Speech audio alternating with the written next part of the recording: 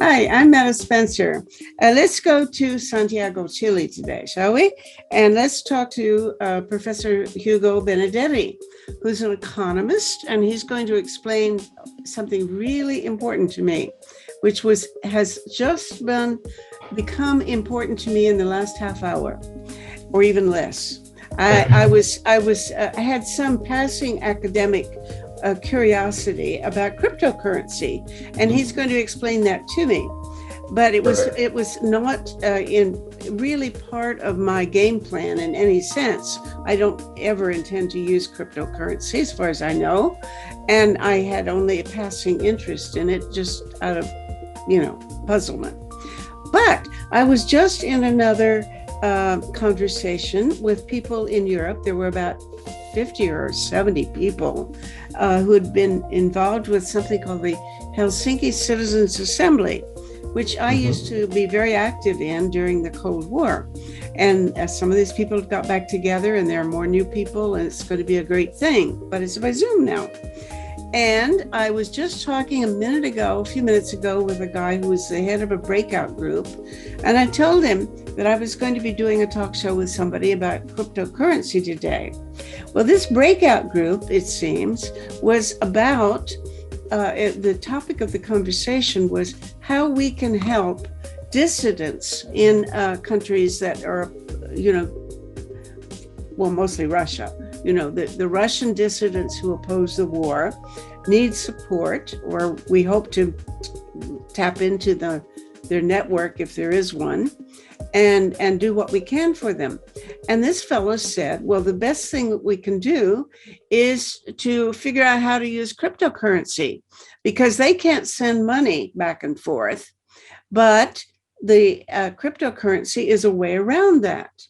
And I thought, well, that is suddenly something that I need to actually learn how to do, because I haven't the faintest idea what it's all about. So Hugo Benedetti is in Santiago, and he is, I forgot to relook at your CV, so I can't introduce you properly. You are a professor at a university in Chile. Tell us about what your institutional... Yes, I can introduce myself, don't worry. Yeah, okay. Tell us about you.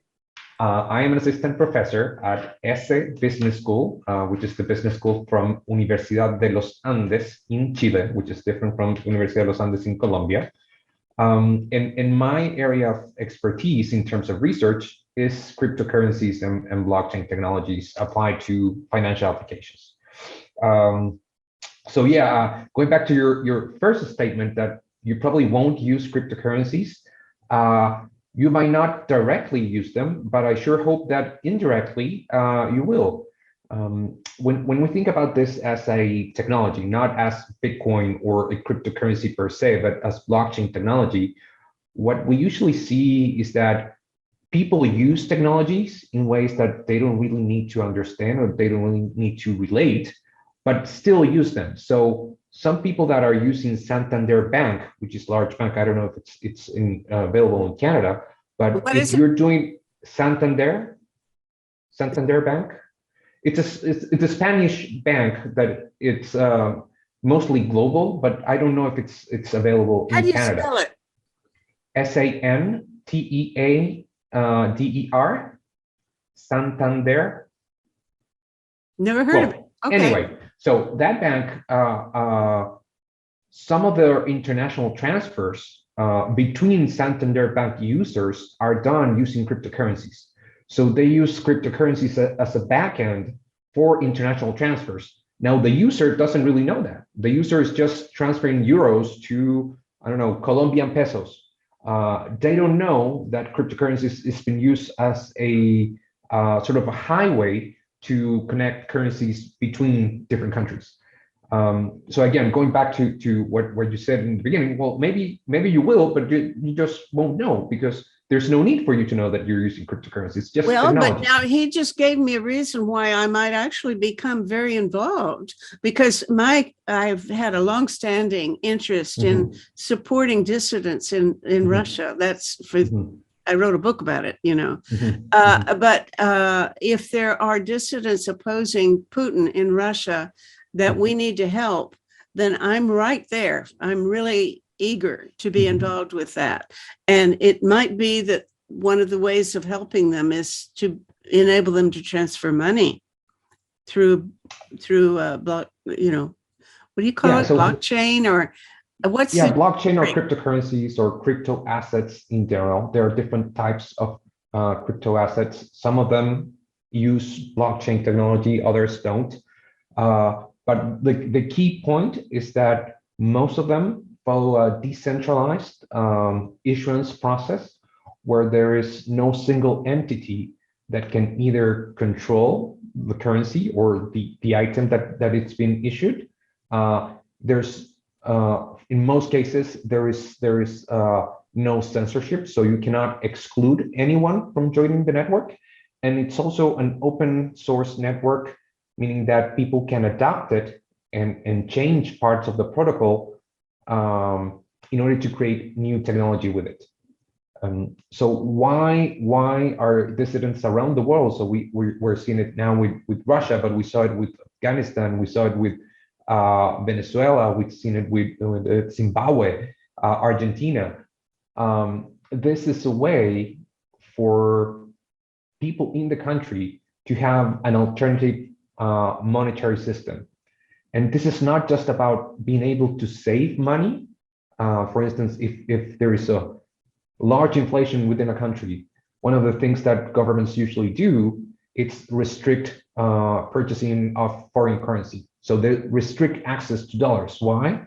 Because if your currency is falling, you're going to try to take refuge in another type of currency. So you buy assets, you buy gold, you buy things that you can store in your house, or you buy another currency, most likely euros or dollars. But if you do that, then you start pushing up the price of the dollar within the country. So the things that government do is they usually just restrict access to dollars or to any foreign currency to local citizens.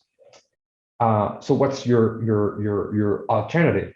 So you can buy more things and push up inflation, or you can look for other types of currencies. And cryptocurrencies are like that. So you can store Bitcoin, you can store Ethereum, you can store any type of digital currency in a digital wallet, which means it's not going to be able to be confiscated by the government. It's not going to be able to be expropriated from the government. And you can use it to pay for services to anyone that's willing to accept this cryptocurrency. So if you were going to transfer Bitcoin to someone in Russia, that person has two options. It can either transfer it to someone else that's willing to accept Bitcoin as payment, or transfer it to someone that's willing to accept Bitcoin and give them another currency, so Russian rubles, so they can spend that in locally, right? So in this sense, Bitcoin becomes a pathway to transfer funds from one place to another. And that's why governments like Russia, like China, like Venezuela, like Argentina are trying to restrict access to cryptocurrencies, because by having access to cryptocurrencies, citizens have alternative means of payments. Well, are they succeeding in restricting it? Not really, not really. So when you have a I'm not going to say authoritarian regime, but a regime that has access to people's privacies, for instance, like in China, it's easier for the government to control access to cryptocurrencies if you have the Great Chinese firewall, where you can actually see what people are doing on their computers. In other countries where privacy is important to the government and to the people, governments are not allowed to do that, or unable to do that. Therefore, they can restrict it.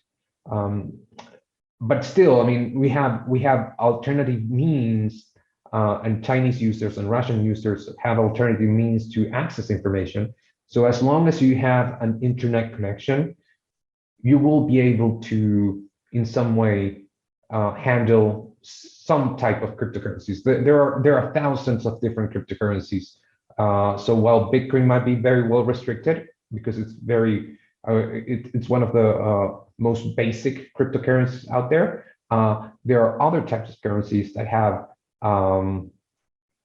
more privacy-oriented tools that can restrict even further the capabilities of government to oversee them. Let's go back to the very basics, right? So Bitcoin as a cryptocurrency was the response from a programmer's point of view to the money issue. So think about what can be more analogous or lacking of technology than money or even a coin. So think about a coin. It's still a circle made of metal that's been used for thousands of years, right? Mm-hmm. So over all that period of time, how come we don't have something better after thousands of years of evolution to represent value than a circle made of metal or a piece of paper? So he said, well, we have technology now, and we can do these things in terms of digital, right? We have banks that have this technology, right? So when you transfer money from one account to the other via bank, they're not actually sending bills or coins to each other. They're just sending zeros and ones, right? It's all performed digitally. But we have to trust the bank that's storing my money to keep their accounts in order, right? And we have seen in many times that sometimes banks don't do that, and the government has to go in and bail them out. So the first statement that was written on the Bitcoin blockchain, the first transaction had a message embedded, and it was the front page of the newspaper where the Chancellor of UK was bailing out the banks of England again. So he's saying, we have now the technology that could make banks obsolete. We can create something better. We can create a distributed system where we are not going to need a central authority to keep track of how many currencies are being issued. We don't need an authority to keep track of balances. We don't need an authority to keep monitoring, transferring between one user and another, because all of that we can program. And we can program very simply, right? It's not a complicated code. All we need to keep track, it's users' accounts, right? And if you own an account and you have its password, you'll be able to transfer money or funds to whatever other user, and everyone is going to be able to see that that transfer is valid because it was performed. You can only perform the transaction if you have a password, and you'll know that the funds that the transaction was realized were valid because you can see the complete history of every coin that has ever been issued. So at the root of the system is transparency, because everyone can see every account that's ever been created in the Bitcoin ecosystem. So you can actually see any transaction, you can see where it started and all the steps that have been made from the beginning until today, right? Decentralization, where there's no single party that's controlling it. It's open source and uncensorable, so anyone can join, anyone can propose changes, anyone can choose to participate and accept Bitcoin, and if you don't want to accept Bitcoin, you can leave the network with no problem. I'm hung up back here where you're saying everybody can see things. You mean this is like I can check into your bank account and find out what you paid for yesterday? So you could see my Bitcoin address. You're not going to see my identity. This is one of the criticisms to Bitcoin or to cryptocurrencies in general, is that accounts are not tied to an identity. So you can see the number of the account, but you don't know who it belongs to. I mean, you could find out, but it's not embedded into the ecosystem. But if you have the address, you can see all of its transactions. So yes, you could. What would I see if I looked at your account? Am I going to see that yesterday you paid for lunch in a particular restaurant, or what am I going to see? No, you would see transactions going in and out. You would see the amount, and you would see what address or what account number sent me that Bitcoin and to what addresses I have sent my Bitcoin. Now, And okay, you could but do that what would I know from for, this? I'm trying to imagine why so I might want to know this. But if I wanted to look at your account, I'm going to see a record of all of the things that you spent money on in Bitcoin in the last week, let's say, you would and only see amounts, the dates, amounts. and accounts, but you don't know what I bought with the Bitcoin. You You don't would know see what just you were paying for, that's but I right. could find out that if I wanted to, the account number, and I could trace it and find out that that was a particular restaurant in Santiago. Santiago. If yes, you could, and then you could also see what that restaurant did with the Bitcoin that I sent, and you could do that forever. I could go So back to the first time you ever bought anything with Bitcoin and see the whole record of yes, everything you've ever done. yes, for me and for every other account in the ecosystem. So this has full and complete transparency in terms of usage and flow of funds, but there is opacity in terms of account identities Which because is you don't why, know who as is. I understand it, criminals love it, right? Because they can So slosh money around and not get caught. so small criminals, yes. Big criminals, not so much, because since it's transparent, you can actually follow. So whenever there is a big hack and there is ransom being paid in Bitcoin, you can actually follow that Bitcoin to any account where it's moved.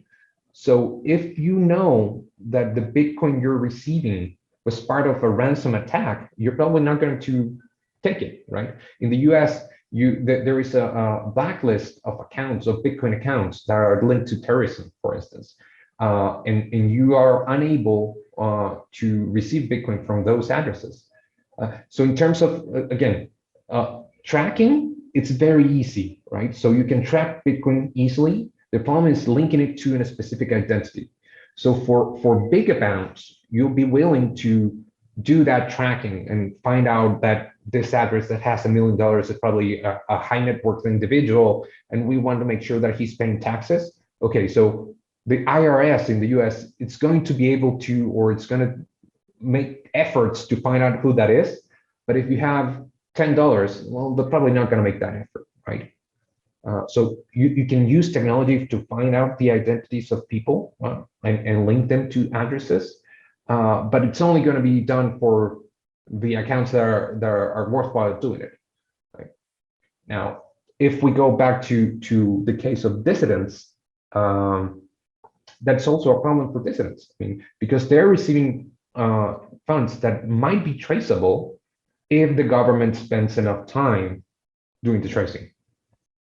But there are other cryptocurrencies that don't have this issue, where they use cryptographic applications or cryptographic tools in order to hide the identity of the people receiving both the addresses that send the cryptocurrencies and the amount of cryptocurrencies that they're sending.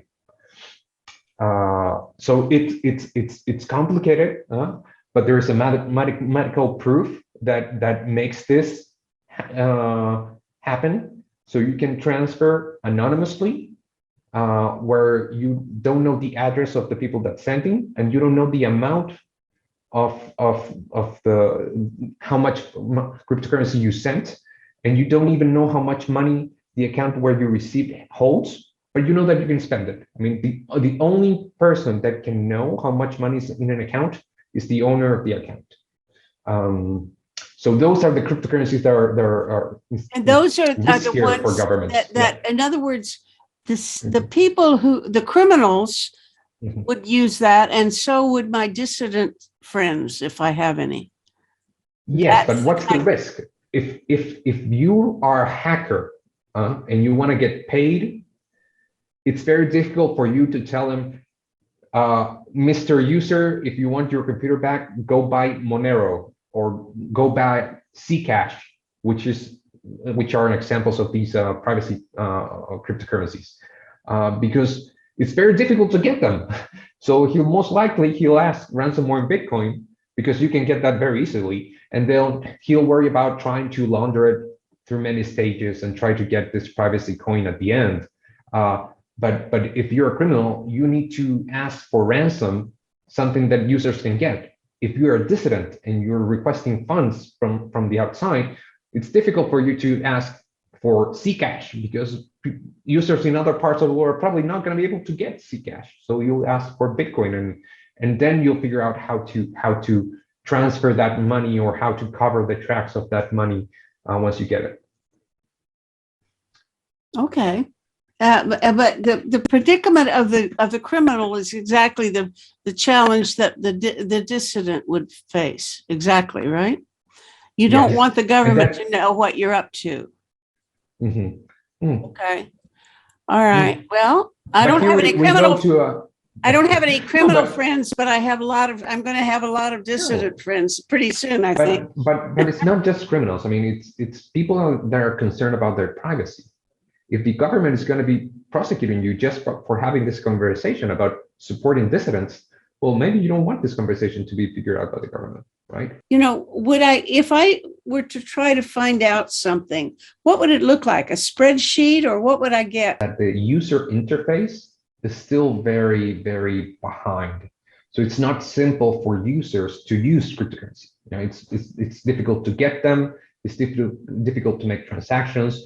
Most people are used to this centralized systems where they deal with the bank, and the bank keeps a very neat, organized balance sheet where you see all your transfers going in and out. They manage your password, so if you lose it, you can always get it back.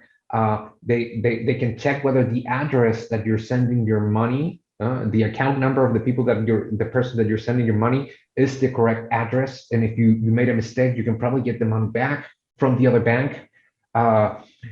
All that you don't have in cryptocurrencies, right? Because it's a decentralized system. So it's just a network protocol that allows you to make these transfers. And some applications have been built on top of it for you to be able to extract the information that you want to see. So if you have a wallet, I personally use more Ethereum than Bitcoin. So Bitcoin, it's a blockchain that it's designed to handle Bitcoin transactions. So it mostly does transfers to and from Bitcoin accounts in units of Bitcoin, right? So you can do other things, but that's what it's designed for. Okay, wait. Let me get my terminology right. Yeah. Blockchain is the whole technology of cryptocurrency, right?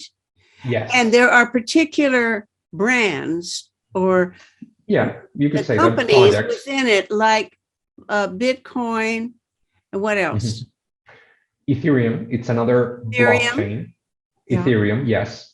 There is Cardano. So there are thousands, literally thousands, yes. Because it's very simple technology and it's open source. So you take Ethereum code, see something that you don't like, you just change it. And you convince other people to use your new software. So for instance, Bitcoin has, 13 different versions of Bitcoin with little tweaks on the ecosystem. So if you want to transfer Bitcoin, you will use the Bitcoin ecosystem. But if you want to transfer Bitcoin Cash, which is based on Bitcoin, but with little difference on the software, you'll use the Bitcoin Cash blockchain. We'll have a different network, a different set of users, different algorithms, etc. So one of the features behind all of these are networks. So blockchains are basically networks, and what's the benefit of this to Bitcoin is that Bitcoin has the largest network, both in terms of users, developers, miners, people working on the protocol. So most people use Bitcoin because Bitcoin is the largest network. There are network economies. That means that as more people join the network, the value of the network grows for everyone. So you'll try to go to the largest network all the time. As long as it's providing the service that you want, you'll choose the largest network because you'll be able to make more connections, right? Okay. Well, banks are always worried about being hacked and stolen from and so on. What's to keep us from all losing all our money because it's in Bitcoin and it all evaporates and somebody hacked it and it went away? Okay, so there are different layers of security. One is the cryptography itself. So far there has been zero hackings to Bitcoin accounts. So it's very difficult for you to figure out the password for an account. What you can do is you can steal the password just like you would steal your email password, right? So they run a phishing scam, or they're by some way they figure out your password, they take it from you, but so far it's impossible to break a Bitcoin password, right? So it's very difficult to guess someone's password. You have to steal it. Okay, so that's one kind of attack. What can happen is that people can try to block your transactions. So they can decide not to include transfers going into your account or from your account. In order to do that, you would have to convince everyone that's participating in the network, and here's where the decentralization comes into place, not to take your transaction. So there's no single entity that it's figuring out whether a transaction should be included or not. There are thousands of different miners, that's what we call them. There are validating transactions. And the way that this works is every miner, and you can be a miner on your computer, it's just not gonna be efficient, but you could have the Bitcoin blockchain on your computer that's gonna store all the transactions that have ever been made on Bitcoin. And you can check two things. You can check if an account has a balance, and if the account is providing the correct password to transfer that balance. So whenever there is a transaction coming into the network, or I send a transaction to the network, that transaction is going to be transmitted to everyone, all the computers that have the historic record of Bitcoin. And every computer on its own, it's going to check whether that transaction is valid. If it's valid, they're going to say, okay, this is valid. And I'm simplifying here, okay? So all the computers are going to say, this transaction is valid, this transaction is valid. And we are going to reach some sort of consensus on whether the transaction that I made is valid or not. And after that consensus is reached, they can say, okay, that transaction is okay, we'll go to the next transaction. Okay, so in order for someone to block a transaction, you would have to convince the majority of all the miners in the world to block my transaction. And that's why we say it's censorship resistant more than it's uncensored, because you could still, I mean, theoretically block transactions on the blockchain. It's just that you would have to control a lot of the miners, a lot of the people that are doing this checking that are distributed across the world in order to do that. And that is practically impossible. Now, when you say the word miners, M-I-N-E-R-S? Yes, Satoshi Nakamoto. It's the pseudonym of the person that created Bitcoin. We don't know who is he. It's just a pseudonym. He created this term miner, and miner is going to be someone that's going to be validating all the transactions on the blockchain and writing them into a block. Blockchain comes from a chain of blocks where each block contains transactions and is linked to the previous block using cryptography. Why would we want to do that?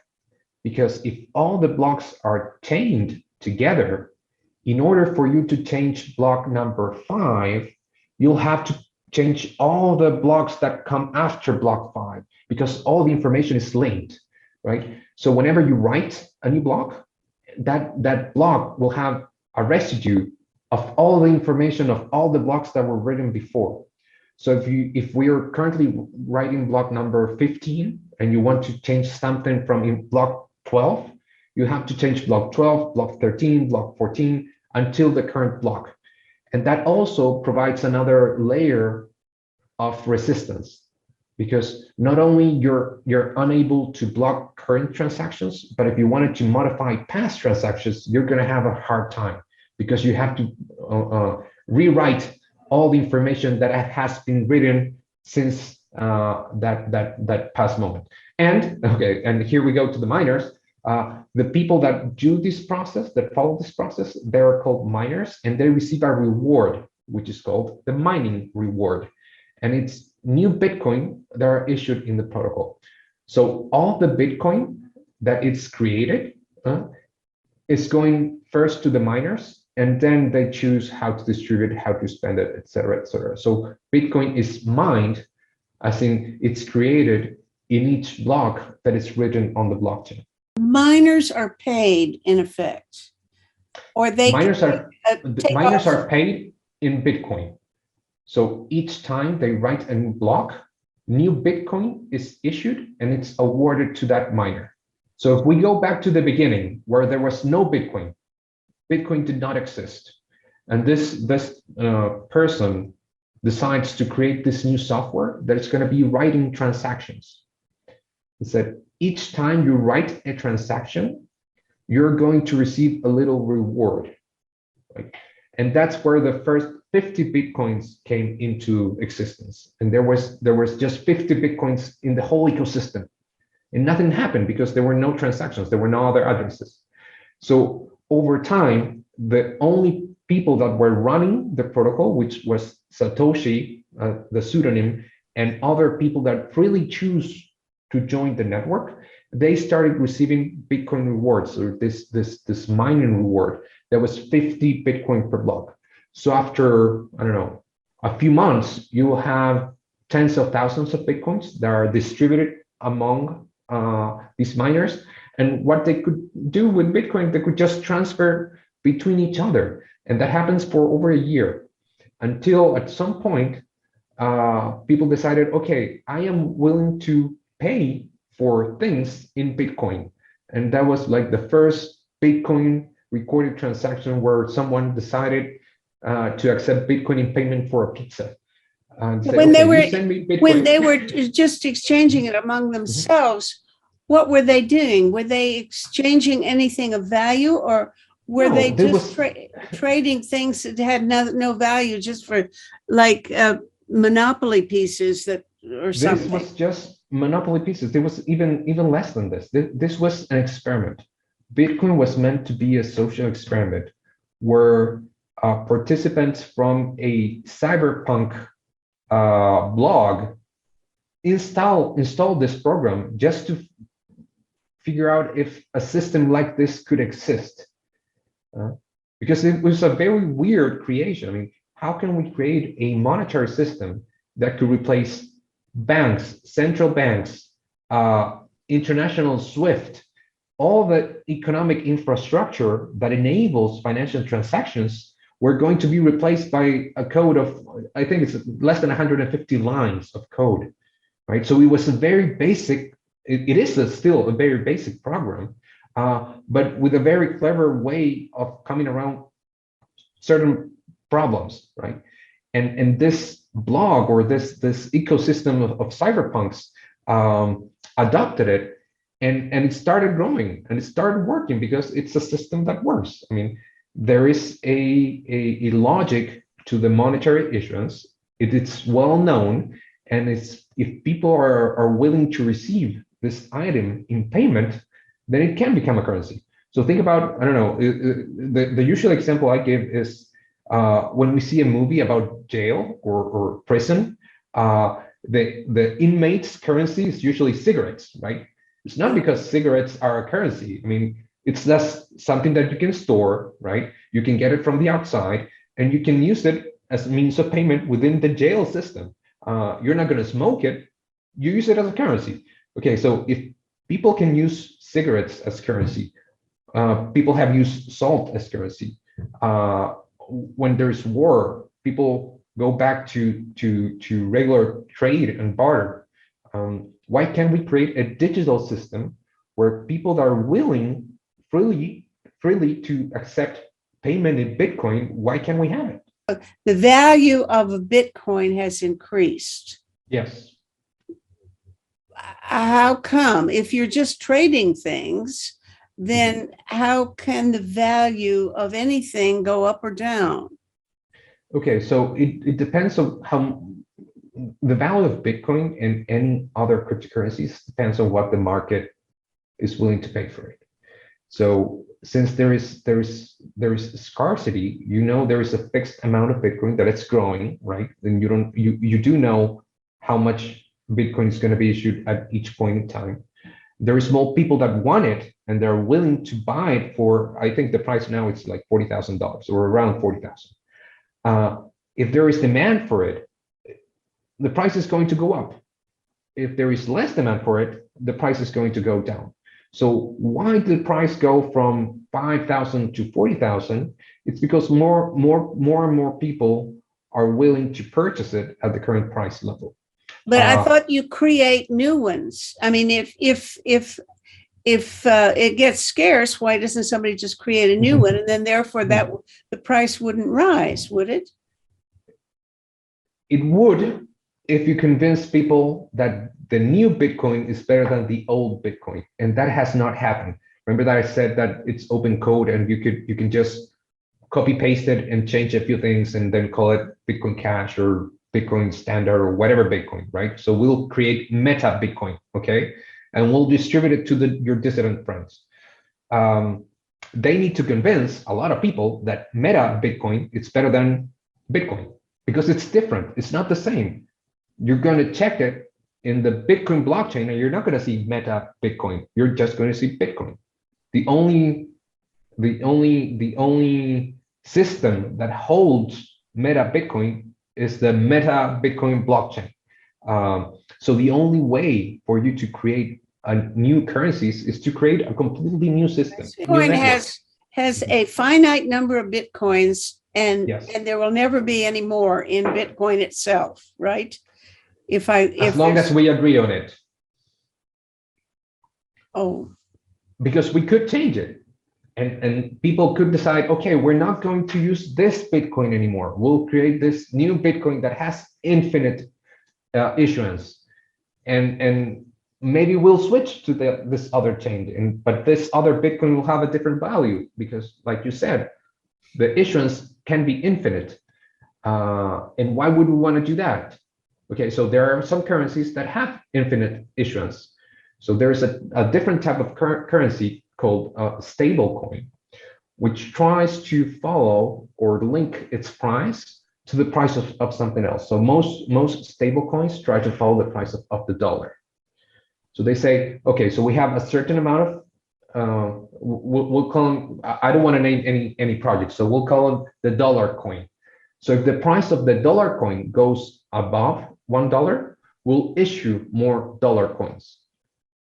If it goes below the dollar, we'll buy it and we'll destroy the dollar coin in order to try to keep the peg. Now, what's the risk with that? This is something that central banks try to control the price of their currency, is that you can only do that until your reserves go out, right?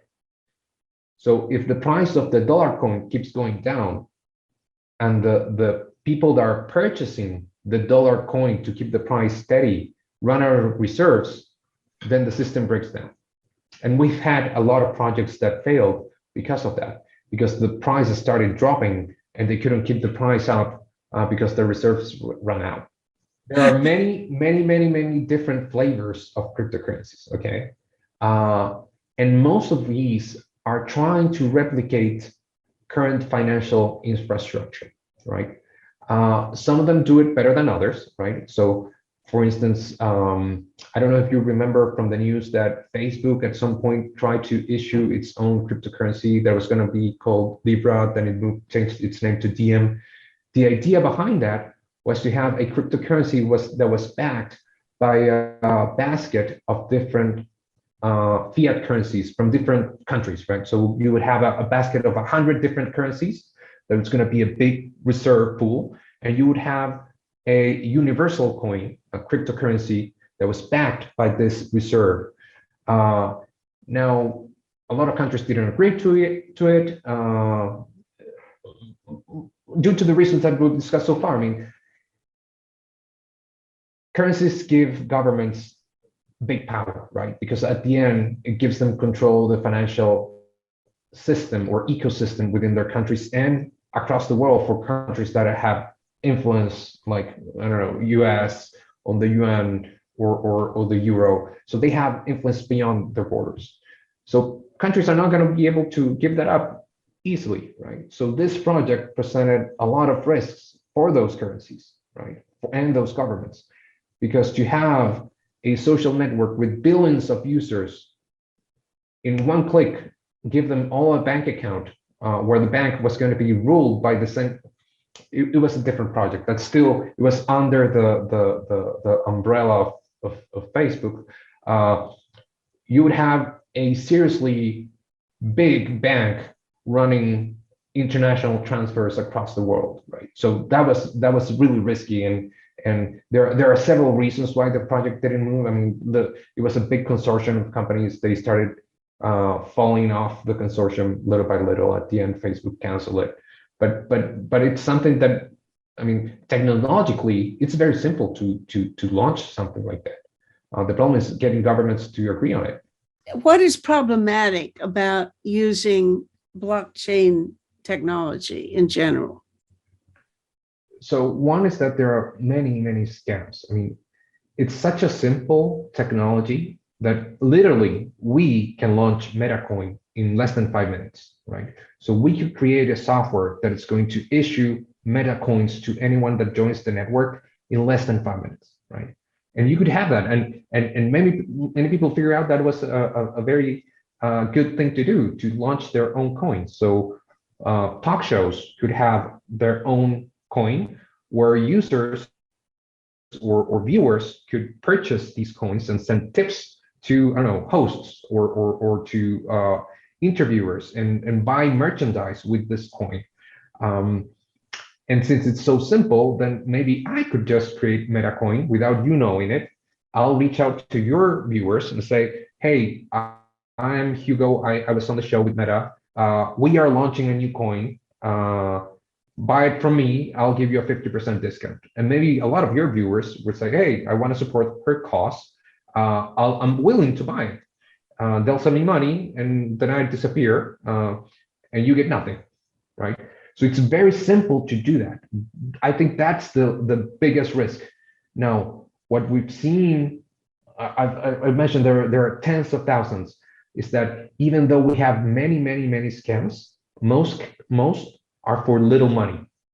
So I'm not saying it's not a problem, because it is a problem, but it's not a major problem because most of the money is going to real projects.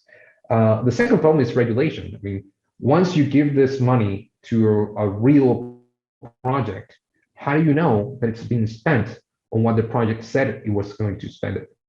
How do you make sure that it's actually funding research and not funding yacht parties for developers?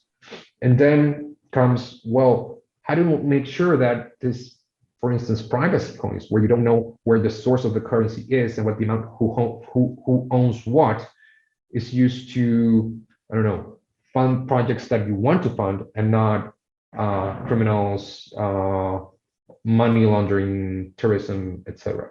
If you set this thing up, I would actually write a check and send it to you on my real bank account with real money.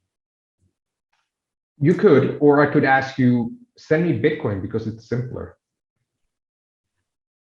But someplace or other, there would have been real money involved in buying a Bitcoin, right? Yes. So at some point, there is a connection. There's usually a transaction. Every transaction involving a cryptocurrency is somehow backed by the fact that somebody bought into that cryptocurrency with real money, right? Not necessarily, because I can remember that when we talked about mining, where miners would get this newly issued currency as reward for providing services. So I could just create MetaCoin. Okay, I will just create it and have it 100 million MetaCoins for myself, and I'll tell your viewers, instead of sending me money, I'll want to use MetaCoin to purchase services. I don't know, web hosting, anything that can be processed digitally and paid for with MetaCoins. then that's another way of scamming people, because I will get their services, not their money, their services for free, or I could just ask for cryptocurrency donations. Um, but for most people that are not miners, that are not getting uh, um, cryptocurrencies as a reward for doing something, some service, most of them are going to purchase them with real currency or fiat currency, and you, depending on how they purchase it, you could have this tracking. So if you use your bank account and transfer that money to a cryptocurrency exchange, you'll have that as a traceable point, right? But if you, or the way that Bitcoin was traded 10 years ago, was with people writing blog posts and saying, I am willing to purchase Bitcoin. I'm going to meet you at the corner of Square and something, and you'll give me Canadian dollars, and I'll give you a pen drive with the password to my Bitcoin account that holds 5 Bitcoin. I don't know if anyone's doing that anymore, but you could do it in the past. Is that legal? It's not illegal in places where cryptocurrencies are not illegal. Where in how many countries have forbidden any cryptocurrencies? At this point, I think it's very few. So we have China, that it started banning. Well, it has gone on different like layers of prohibitions. So first, cryptocurrencies exchanges were prohibited. That means that you could not trade the cryptocurrency, but it didn't prevent you from holding cryptocurrency or for receiving cryptocurrency. Then crypto miners became prohibited, so you could not mine a cryptocurrency, but you could still hold a cryptocurrency, because at the end, holding a cryptocurrency is having access to a password that allows you to interact with an account. So, for instance, and this is part of why it can be problematic. Let's suppose you open a cryptocurrency account, right? You open an account on a crypto exchange and you transfer it to your private account. So if you wanted to give access to a dissident to your account, all you have to do is give them your password. You don't even actually have to transfer that money to another account. You just give them the password, and they'll be able to access your account and use it. So it's very difficult for you to prevent people from owning cryptocurrency, because owning cryptocurrency only refers to being able to control an account that holds cryptocurrency. You don't need a special software, right? There are people that write passwords, they engrave them in metal, right? Like and hold them like a metal or dog tag, I think they're called. Because if you have a password, you can access it from anywhere in the world. So when the refugee crisis started, a lot of people saying, well, how are refugees going to take the money out of their country? I mean, they can take jewels, they can take something valuable to hold, or they can just memorize passwords. And this is called like a mental password. You can memorize the password to an account. And if you have access to that account from anywhere in the world, just logging into internet and using that account, you'll be able to access your funds. Okay, now say I have a friend who's a dissident in Russia, Mm-hmm. and he can't pay for. Well, I know I actually have one who can't buy he can't subscribe to New York Times anymore because there's no way he can pay for it using the technology that he Russia, yeah. Now, suppose now would they say that he's not allowed to open a new Bitcoin account? Well, I don't know whether New York Times would accept Bitcoins. Probably they wouldn't. But I'm trying to think of how to help him. Now, if I wanted to help him, and would the Russians say he's not allowed to open a new Bitcoin account, and they would catch him? In that case, maybe I could open one here for him and give him his password, and just give him the password, and then I have nothing further to do with it. It's really his, but I've set it up for him. would that work? And would he get caught?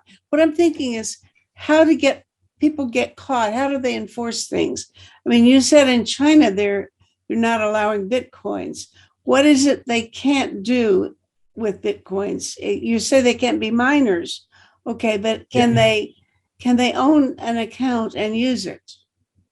Well, it depends. So, for instance, cryptocurrency exchanges that have KYC and know your customer policy, they might not accept users from China, right? So, and the other way around, it also works with U.S. customers. There are a lot of crypto exchanges do not allow U.S. customers because if they did, then they might be subject to U.S. regulations, and that's something that they might not be willing to do because some of the currencies that they trade might be subject to SEC regulation, right?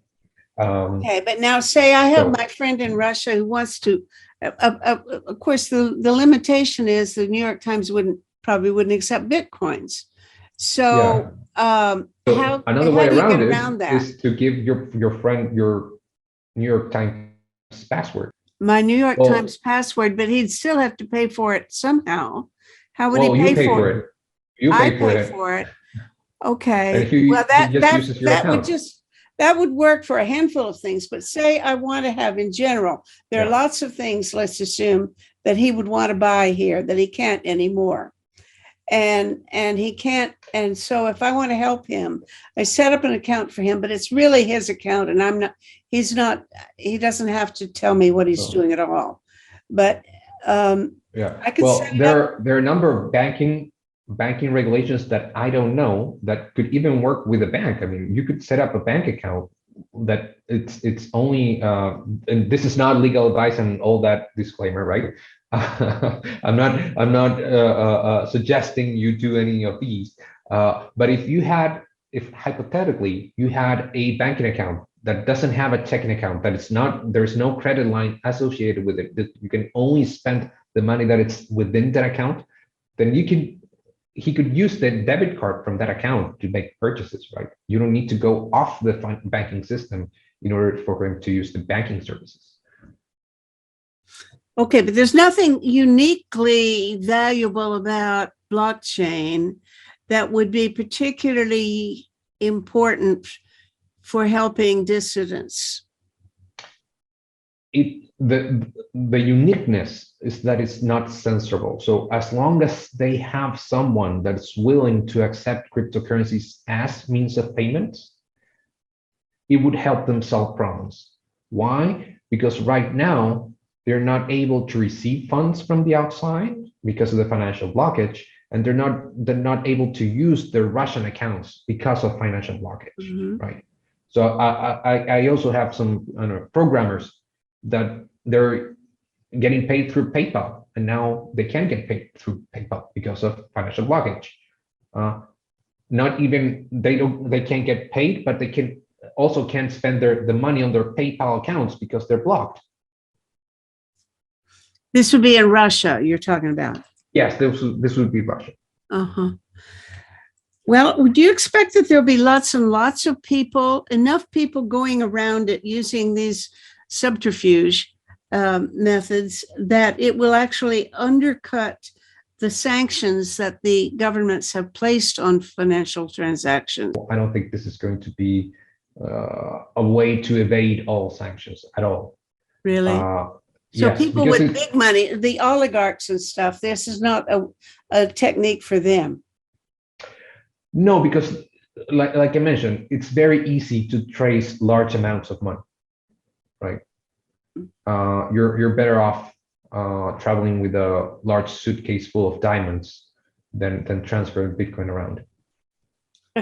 Okay. All right. Well, I must say, this has been difficult for me because I don't have this kind of brain at all. It's a complicated topic because we're thinking about a different way of creating something that holds value, of that we instill value into. I mean, we're used to having a centralized source of value, of official value, right? That it's the money or the currency issued by the central bank that is supported by the government. it's difficult to think of something that is not supported by any government, where the value comes from whatever the market decides. And if the market is big enough, it's going to have a low volatility and it's going to help us make transactions. Now, the key issues here is that it's decentralized, it's not controlled by anybody. And I think that's the largest leap of faith in order to understand it. How can something that is not controlled by anyone, but controlled by a group of people or a mass of people, how can that work better than this centralized system? In my point of view, is it doesn't need to work better, right? It just needs to work when the other system fails. So for instance, in Afghanistan, when with the change of government, when all the financial institutions completely shut down for weeks, right?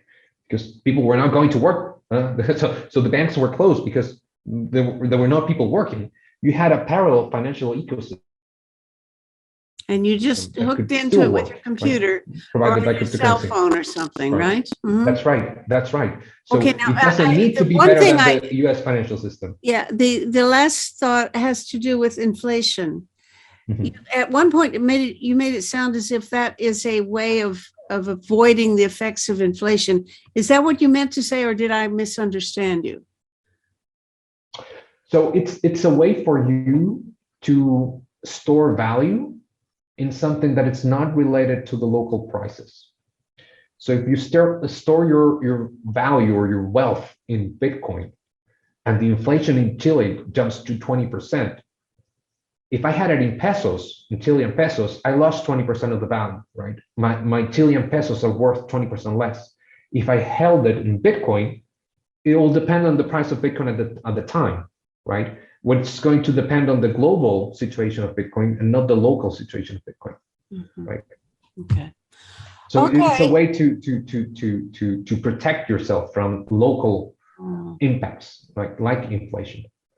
But the dollar, the dollar is global, so it wouldn't save you from the inflation in the U.S., would it? Well, I would say that Bitcoin is less related to the dollar than other currencies because really? It's also traded in euros, in yuan. So it has a broader impact than just the US.